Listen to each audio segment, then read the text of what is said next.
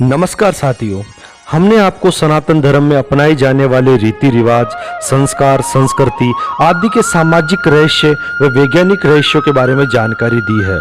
आज हम आपको बताएंगे जगन्नाथ धाम के रहस्यों के बारे में। तो साथियों, एक बार फिर से आपका स्वागत है हमारे YouTube चैनल हिंदुइज्म मिस्ट्री में। साथियों, पुरी के इस मंदिर में भगवान जगन्नाथ, उनके भाई बालभद्र एवं बहन सुभद्रा की काठ की मूर्तियां हैं। लकड़ी की मूर्तियों वाला ये देश का अनोखा मंदिर है। जगन्नाथ मंदिर की ऐसी तमाम विशेषता हैं, साथ ही मंदिर से जुड़ी ऐसी कई कहानियां हैं जो सदियों से रहस्य बनी हुई है। साथियों, जगन्नाथपुरी मंदिर की तीनों मूर्तियां हर 12 साल में बदली जाती है। पुरानी मूर्तियों की जगह नई मूर्तियां स्थापित की जाती है। जिस वक्त मूर्तियां बदली जाती है तो पूरे शहर में बिजली काट दी जाती है। मंदिर के आसपास पूरी तरह अंधेरा कर दिया जाता है। मंदिर के बाहर सीआरपीएफ की सुरक्षा तैनात कर दी जाती है। मंदिर में किसी की भी एंट्री पर पाबंदी होती है। सिर्फ उस पुजारी को मंदिर के अंदर जाने की इजाजत होती है जिन्हें मूर्तियां बदलनी होती है, और पुजारी की आंखों पर भी पट्टी बांध दी जाती है। हाथों में भी ग्लव्स पहनाए जाते हैं। इसके बाद मूर्तियां बदलने की प्रक्रिया शुरू होती है।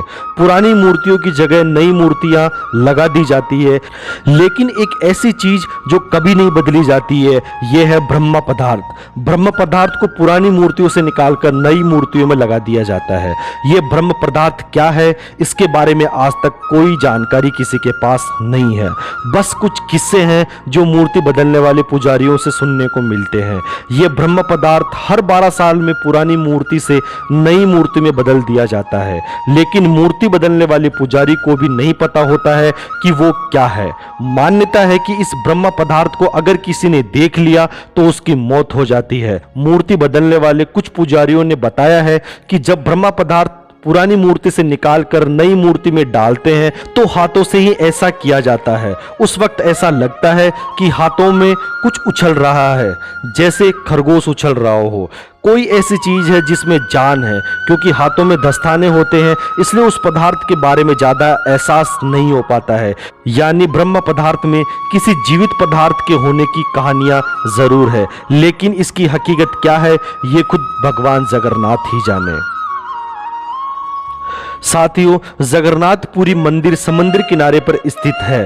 मंदिर में एक सिंह द्वार है। कहा जाता है कि जब तक सिंह द्वार में कदम नहीं जाता तब तक समुद्र की लहरों की आवाज सुनाई देती है, लेकिन जैसे ही सिंह द्वार के अंदर कदम जाता है तो लहरों की आवाज गुम हो जाती है। इसी तरह सिंह द्वार से निकलते वक्त वापसी में जैसे ही पहला कदम बाहर निकलता है तो समुद्र की लहरों की आवाज फिर आने लगती है।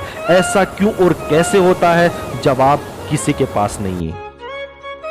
साथियों, मंदिर में जो प्रसाद बनता है वो लकड़ी के चूल्हे पर बनता है। ये प्रसाद 7 बर्तनों में बनाया जाता है। 7 बर्तनों को एक के ऊपर एक करके एक साथ रखा जाता है, यानी 7 बर्तन चूल्हे पर एक सीढ़ी की तरह रखे होते हैं। सबसे हैरानी की बात यह है कि जो बर्तन सबसे ऊपर यानी 7वें नंबर का बर्तन होता है उसमें सबसे पहले प्रसाद बनकर तैयार होता है। इसके बाद छठे, 5वें, चौथे, तीसरे, दूसरे और पहले यानी सबसे नीचे के बर्तन में प्रसाद तैयार होता है। ऐसा किस कारण से होता है, जवाब किसी के पास नहीं। साथियों, सामान्य दिनों के समय हवा समुद्र से जमीन की तरफ आती है और शाम के दौरान इसके विपरीत, लेकिन पुरी में इसका उल्टा होता है। अधिकतर समुद्री तटों पर आमतौर पर हवा समुद्र से जमीन की ओर आती है, लेकिन यहाँ हवा जमीन से समुद्र की ओर जाती है। साथियों, जगन्नाथ मंदिर करीब 4 लाख वर्ग फीट एरिया में है, जिसकी ऊंचाई 214 फीट है। आमतौर पर एक दिन में किसी भी वक्त किसी भी इमारत या चीज या इंसान की परछाई जमीन पर दिखाई देती है, लेकिन जगन्नाथ मंदिर की परछाई कभी किसी ने नहीं देखी। इसके अलावा मंदिर के शिखर पर जो झंडा लगा है उसे लेकर भी बड़ा रहस्य है। श्री जगन्नाथ मंदिर के ऊपर स्थापित लाल ध्वज सदैव हवा के विपरीत दिशा में लहराता है। ऐसा ऐसा किस कारण से होता है ये तो वैज्ञानिक ही बता सकते हैं, लेकिन यह निश्चित ही आश्चर्यजनक बात है। यह भी आश्चर्य है कि प्रतिदिन सायंकाल मंदिर के ऊपर स्थापित ध्वज को मानव द्वारा उल्टा चढ़कर बदला जाता है। ध्वज भी इतना भव्य है कि जब यह लहराता है तो इसे सब देखते ही रह जाते हैं। ध्वज पर शिव का चंद्र बना होता है। मंदिर के शिखर पर एक सुदर्शन चक्र भी है। कहा जाता है कि पूरी के किसी भी कोने से अगर इस सुदर्शन चक्र को देखा जाए तो उसका मुख आपकी तरफ ही नजर आता है। साथियों, आमतौर पर मंदिर या किसी बड़ी इमारत पर पक्षियों को उड़ते हुए और बैठे हुए देखा होगा, लेकिन जगन्नाथ मंदिर पर कभी किसी पक्षी को उड़ते हुए या बैठा हुआ नहीं देखा गया। यही वजह है कि मंदिर के ऊपर से हवाई जहाज, हेलीकॉप्टर के उड़ने पर भी मनाही है। ऐसा क्यों होता है, सबकी समझ से परे है।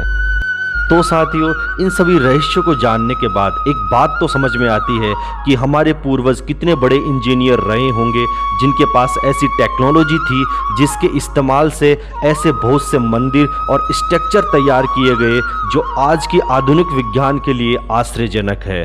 कहीं ना कहीं ये कह पाना सार्थक होगा कि हमारे ऋषि मुनि उस समय के वैज्ञानिक थे जिनके पास ऐसी टेक्नोलॉजी का खजाना था, जो खजाना आधुनिक युग के लिए प्रश्न चिन्ह खड़ा करता है। तो साथियों, हमारे द्वारा दी गई जानकारी अगर आपको पसंद आई हो तो वीडियो को लाइक करें, शेयर करें, वह चैनल को सब्सक्राइब करें और ऐसे ही जानकारियों के लिए जुड़े रहिए हमारे YouTube चैनल हिंदूज मिस्ट्री से। धन्यवाद। जय श्री राम।